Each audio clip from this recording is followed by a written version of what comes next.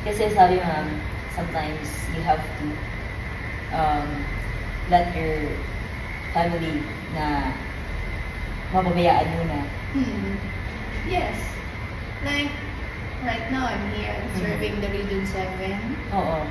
the PNP of the Region 7, while my family is in the Luzon. So wala ako. I'm absent. You're absent. Sa kanila. Pero I'm here serving the Region 7. Okay. Yun. So, basically, leadership, meron siyang boundary. Meron siyang boundary because Yes. you're here. Even though you're working for the Region 7, you cannot cater everyone. I can, like, again, you should be loyal to the organization. Your organization. Yes. Meron din dun. Um, Meron din dun magsiserve sa kanila. Yes, meron din yung mga naka-assignment. Pero regardless kasi kung saan ka mapunta, even when you're off duty, pero pag kinailangan yung servisyo mo, you have to give your service because hindi naman, police ka. So, Is it hindi ka lang 24/7? police ng Region 7. Oo. Like, if you're in the Mindanao, Oo. and kailangan ng servisyo mo, you have to serve. Okay. Diba? Like, for example, nasa Luzon ako and then may accident. Anong gagawin mo? Off duty ka. Off duty ka, anong gagawin mo? Wala. For real? Diba? Pwede bang wala?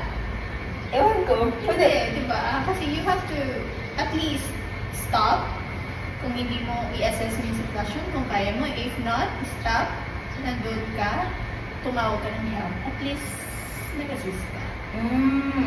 It's still duty. Kahit wala doon sa AOR mo, it's still duty, your duty as PNP personnel. Okay. Ngayon ka nga siya naintindihan. Because I thought that once you're not on duty na, like vacation, or you're having planned, events na hindi ka na naka-uniform, so you just let others serve.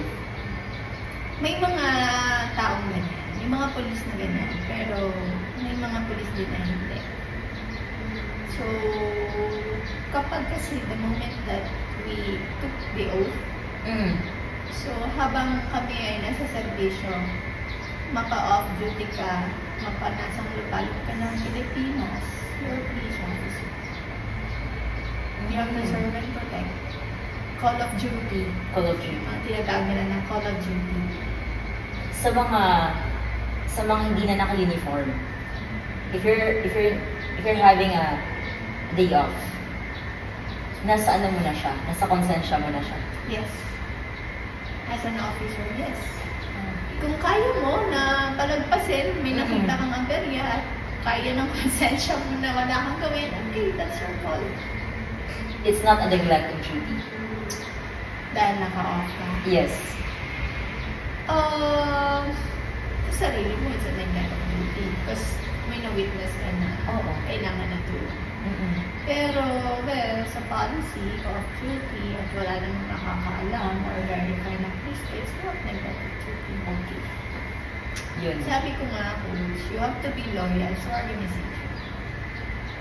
So, habang nasa servisyo ka, maging loyal ka. So, ibig sabihin, kasama na yun. Kahit nakatanggal ka ng uniform mo, PNP ka pa rin. Yun. Nasa servisyo ka pa rin. You have to serve and protect. So it has no boundary pala talaga. Yes. It is up to you. Yes. Kung hanggang to the kailan person, ka yes. magsiservisyo. Regardless, naka-duty ka, naka-uniform ka, Yes. or naka-day off ka. Yes.